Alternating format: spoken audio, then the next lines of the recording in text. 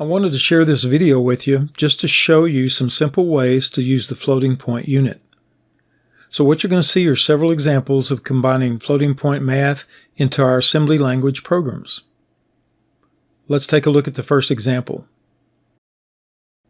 Suppose I want to do something simple like just find the area of a rectangle that just happens to have real numbers for the length and width. In this little demonstration, I've got a length of 4.82 and a width of 13.7. So I need to multiply those together to get the area. Now I had to use these names because the assembler wouldn't let me use just length and width as names. It seemed to latch onto them. I've got my variables defined as real 8 data types, which is the equivalent to a double in a high-level language. And that takes up 64 bits. I've got the debugger started so that you can see how to set up the register window. That way you can see the floating point stack. Keep in mind that when I say floating point stack, I'm really just talking about these 8 registers. This is not like the stack that we've gotten so used to. To see the floating point unit stack, right-click in the register window and just come down and choose floating point.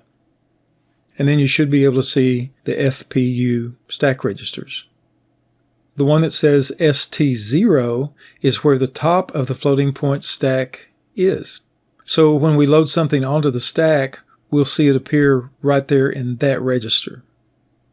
Then I want to set the memory 1 window so that when I look at it, it'll show me floating point values. So I right-click and choose 64-bit floating point.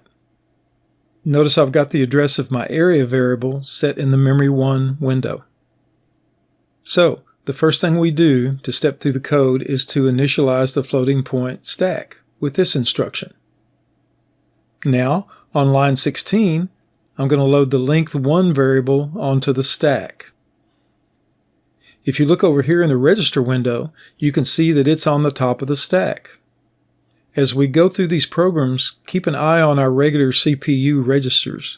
The only one that's going to be changing is the EIP register, which is the instruction pointer, and that keeps track of the address of the next instruction to execute. Now looking at the number on the top of the stack, the format of it looks pretty weird because floating point values are stored in a certain kind of scientific notation. If you look out here at these 4 little numbers on the right, that means 10 to that power. Now, all of that's just an FYI kind of thing. You sure don't have to understand the way floating point numbers are stored to be able to use them. Next, I'm going to use the multiply instruction with width 1 as an operand. When I use it this way, it says multiply what's in width 1 with what's already on the top of the stack, and then store that answer back on the top of the stack. So on line 17, watch what happens when I execute the multiply. Now the top of the stack has the product of the length and the width. So that means all that's left to do is to store that in my area variable, and that's what happens on line 18, and you can see the results in the memory 1 window. In this example, I just want to get the average of 3 numbers. So I define my variables in N1, N2, and N3. Once more, these are all real 8 data types, which are doubles. Look on line 12. I had to declare a variable to hold my divisor because the floating point unit won't let me use a constant. Now there's a couple of exceptions to that, but none of them are going to help us with this. Then on line 17, I initialize the floating point unit. On line 18, I load the first variable onto the stack. Look over in the registers window, and you can see it appear at the top of the stack. Again, let me remind you, when I say stack in this context, it's not the regular stack that we're used to.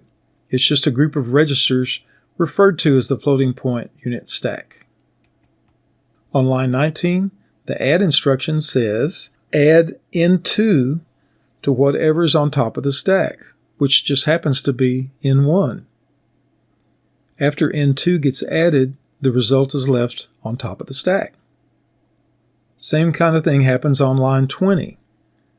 Now the N3 variable is being added to the total that came from N1 plus N2, which is already on the stack.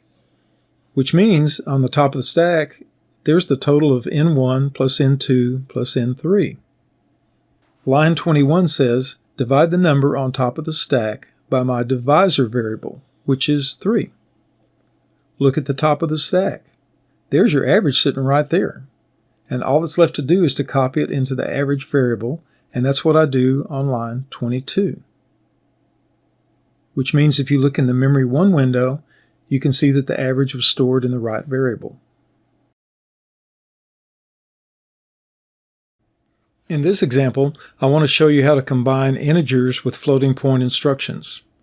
Here I want to multiply the integer 30 times the real number, negative 65.83. I've got the integer 30 stored in num1, and notice that num1 is a 32-bit double word.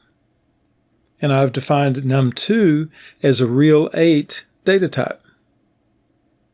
On line 15, I initialize the floating point unit. Next, on line 16, I'm going to load num2 onto the stack. You can see it at the top of the stack if you look into the registers window. Now on line 17, I'm going to use the integer multiply. What that does is it takes num1, which is an integer, converts it to floating point, and then multiplies it times what's on top of the stack. Remember, the floating point unit doesn't work with integers. Now when that multiply occurs, it leaves the result on top of the stack. Look at the answer. It's negative 1974.999999, a bunch of nines. If you multiplied this on a calculator, you would get negative 1974.9. It would come out even. I'll admit the answer that we got is close, but why didn't it come out even? And the answer is, the floating point representation of numbers is only accurate out to a certain number of decimal places.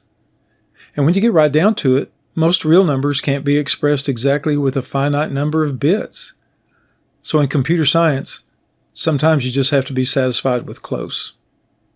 So on line 18, I'll store that result back into my answer, and that shows up in the memory 1 window.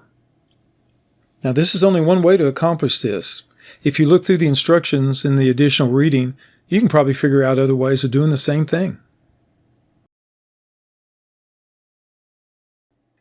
As I said before, these examples don't even scratch the surface of what you can do with the floating point unit. But what I hope it does give you is a way to write programs that are more satisfying than just always using integers. And like I said, you don't have to know the intricacies of how the floating point unit stack works in order for you to make use of these floating point instructions. But some of you might find that this is interesting. If you do, read through chapter 12 because it's got a ton of information about this. You're going to need this new knowledge to work this week's programs. See you next time.